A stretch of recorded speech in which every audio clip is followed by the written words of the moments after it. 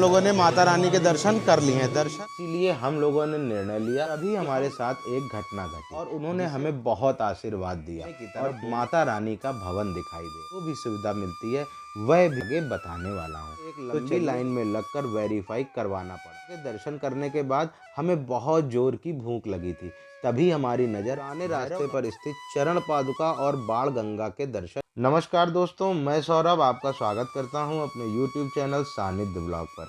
आशा करता हूं आप लोग खुश होंगे, स्वस्थ होंगे और मस्त होंगे। दोस्तों, मैं अपने इस चैनल पर आपके लिए ऐसे वीडियो लेकर आता हूं जो आपका मनोरंजन करने के साथ साथ आपको नई नई जानकारियां भी देते हैं और नई नई जगहों के बारे में भी बताते हैं। मेरे पिछले वीडियो में आपने मुझे जो प्यार दिया उसका मैं हृदय की गहराइयों से धन्यवाद करता हूँ।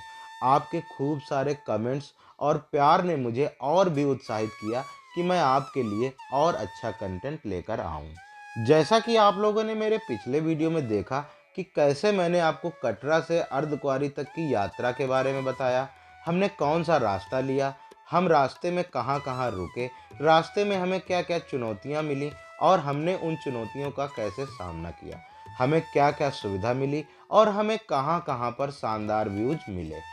अगर आपने वह वीडियो नहीं देखा है तो मैं उसे आई बटन और डिस्क्रिप्शन बॉक्स दोनों जगह डाल दे रहा हूँ। आप वहाँ जाकर उस वीडियो को देखिए, जिससे आपकी बहुत सारी कन्फ्यूजन दूर हो जाएगी। आज के इस वीडियो में मैं आपको उस यात्रा के अगले हिस्से के बारे में बताने जा रहा हूँ। मैं आपको अर्धकुंवारी से लेकर भवन तक और फिर भवन से भैरव तक अपनी यात्रा के अनुभव के बारे में विस्तार से बताऊंगा। दोस्तों, वीडियो को पूरा देखिएगा क्योंकि इस वीडियो में मैं माता रानी की चढ़ाई से संबंधित भक्तों को जो बहुत सारे कन्फ्यूजन होते हैं उन सभी को दूर करने की कोशिश भी करूंगा। तो मेरे साथ इस यात्रा पर चलिए और देखिए कि माता रानी की चढ़ाई में हमें क्या क्या अनुभव प्राप्त होते हैं और कैसे आप अपनी यात्रा को और भी आसान, सुरक्षित और यादगार बना सकते हैं। तो दोस्तों, तैयार हो जाइए एक यादगार और मन को आनंदित कर देने वाली यात्रा के लिए। दोस्तों, अर्धकुंवारी से भवन तक जाने के लिए दो मार्ग हैं जो आपको माता रानी के दर्शन करने के लिए ले जाते हैं। पहला पुराना मार्ग है जिसे हाथी मत्था मार्ग कहते हैं, जो सांझी छत होते हुए भवन तक जाता है। दूसरा नया मार्ग है जिसे हम हिमकोटी मार्ग कहते हैं। दोनों रास्तों से भवन के बीच की दूरी लगभग बराबर है, लेकिन नए वाले रास्ते में कम चढ़ाई है। इसके अलावा नया रास्ता साफ सुथरा भी है, जो भक्तों को अधिक सुविधाजनक और आरामदायक यात्रा प्रदान करता है। यह नया रास्ता भक्तों के लिए एक अच्छा विकल्प है क्योंकि यह उन्हें कम थकान और अधिक सुविधा के साथ भवन तक पहुंचने में मदद करता है। इसीलिए हम लोगों ने निर्णय लिया कि हम लोग नए रास्ते से भवन तक जाएंगे। दोस्तों, अभी सुबह का बज रहा है 5। हम लोग रात में जो है लगभग 11 बजे के आसपास सो गए थे और अभी अर्धकुंवारी में हमारा नंबर नहीं आया। हमें जो पर्ची नंबर मिला था वो 643 था और अभी 610 नंबर ही चल रहा है। तो हम लोगों ने क्या किया, सुबह जल्दी उठ के यात्रा अपनी स्नान करके यात्रा आरंभ कर दी है भवन की। तब हम लोग जा रहे हैं भवन की ओर। अभी एग्जैक्ट टाइम हो रहा है 5:10 और हम लोग अर्धकुंवारी से निकल चुके हैं। अब हम लोग देखते हैं कि भवन हम लोग कितने बजे पहुंचेंगे। भवन पहुंचने से पहले हम लोग को रास्ते में हिमकोटी मिलेगा, वहाँ हिमकोटी में चाय वगैरह पियेंगे। तो चलिए चलते हैं। वो हमसे बोलो जय माता दी। हम लोग अर्धकुंवारी से लगभग 2.5 किलोमीटर ऊपर आए हैं और हिमकोटी पहुंच गए हैं। यहाँ से भवन लगभग 3 किलोमीटर की दूरी पर है। यहाँ पे डोसा पॉइंट भी है जो कि अभी बंद है, तो हम लोग डोसे का तो आनंद नहीं ले पाएंगे, लेकिन हम लोग फिर भी चाय वगैरह यहाँ पे पीते हैं। हिमकोटी में एक भोजनालय है जो श्राइन बोर्ड के द्वारा संचालित होता है, जहाँ पर हमें चाय, बिस्कुट और यदि भोजन का समय हो तो भोजन भी मिलता है। लेकिन हमारा प्लान था डोसा पॉइंट पर जाने का, जहाँ से हमें डोसा खाने का आनंद लेना था।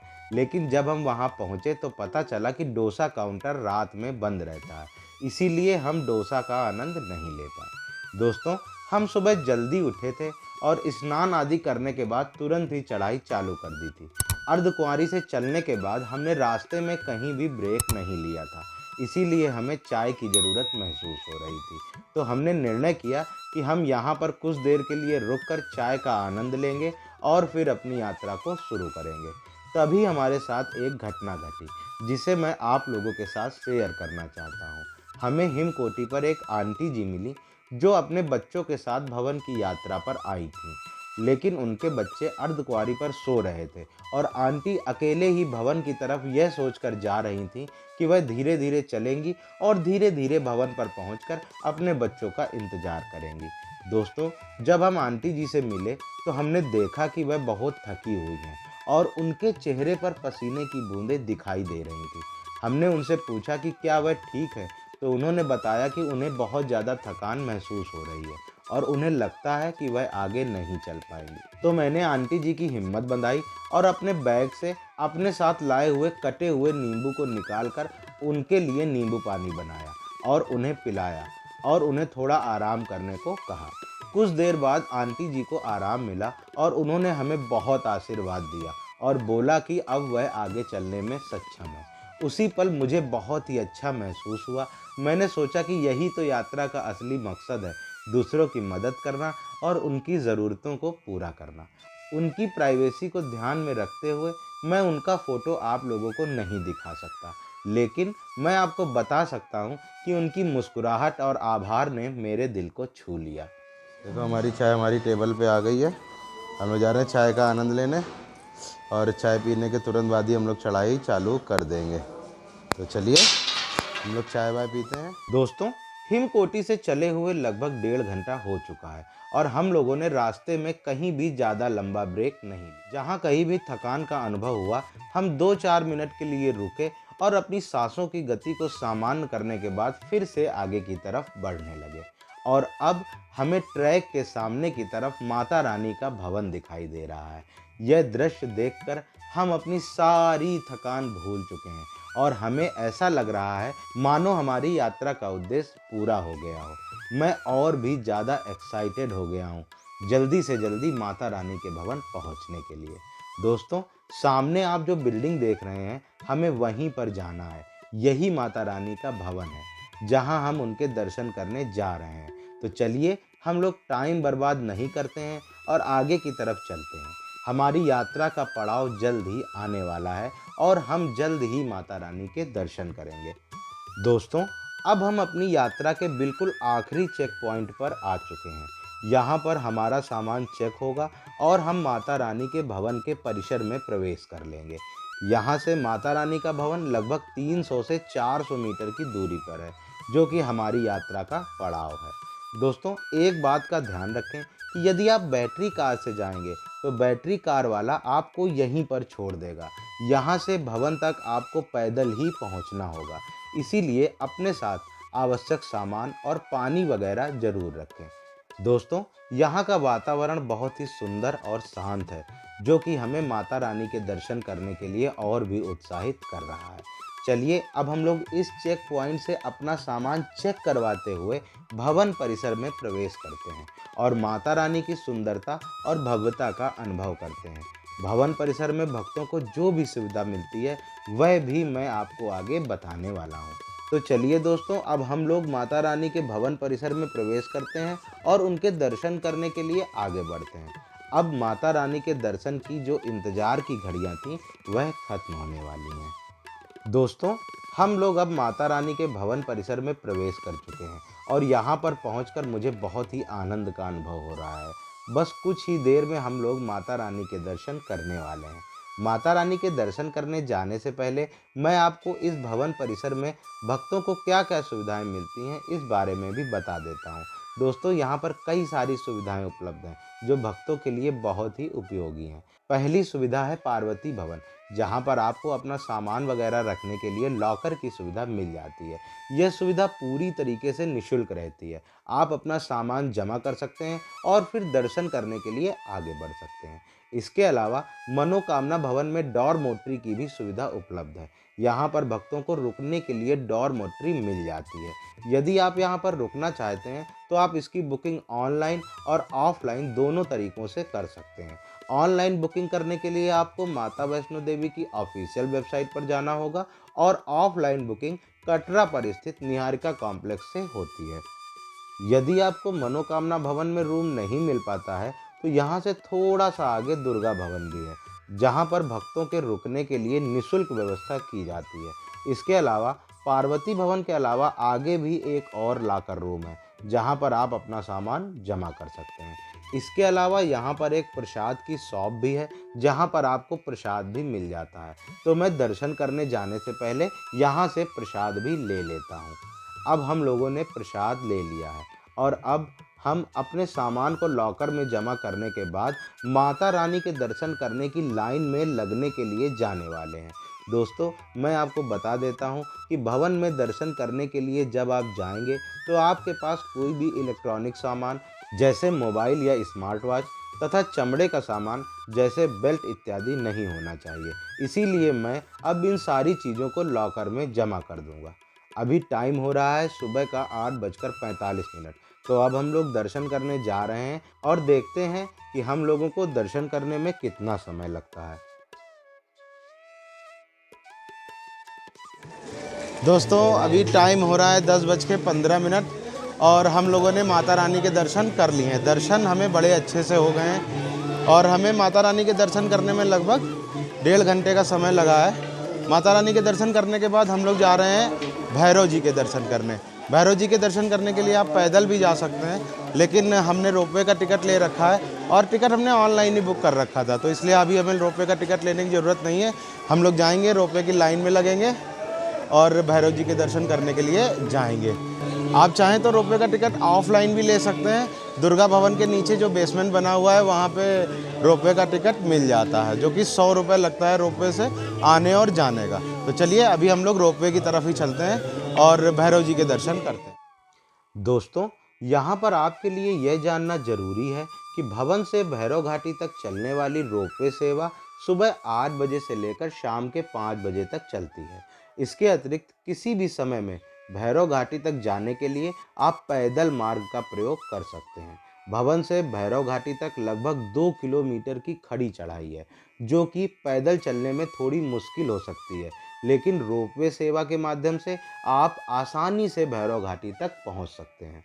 रोपवे की टिकट को आप ऑनलाइन और ऑफलाइन दोनों माध्यम से बुक कर सकते हैं। मैंने तो ऑनलाइन टिकट पहले ही बुक कर ली थी, जिसे मुझे एक लंबी लाइन में लगकर वेरीफाई करवाना पड़ा, तब जाकर हमें रोपवे में एंट्री मिली। हमें रोपवे की लाइन में लगभग 1 घंटे का समय लगा। दोस्तों, अब हम लोग रोपवे में बैठ चुके हैं और शानदार नज़ारों का आनंद लेते हुए भैरव घाटी तक जा रहे हैं। इस रोपवे के एक केबिन में एक बार में लगभग 50 लोग ऊपर जा सकते हैं। तो चलिए हम लोग जल्दी से भैरव घाटी पर पहुंचते हैं और अपनी यात्रा को पूर्ण करते हैं। दोस्तों, रोपवे का प्रयोग करके हम सिर्फ 4 मिनट में बड़े आराम से भैरव घाटी तक पहुंच गए और अब हम भैरव बाबा के दर्शन करने के लिए जा रहे हैं। हम लोगों ने भैरव बाबा के दर्शन कर लिए हैं और इस तरीके से हमने अपने माता रानी के दर्शनों को पूरा कर लिया है। भैरव बाबा के दर्शन करने के बाद हमें बहुत जोर की भूख लगी थी।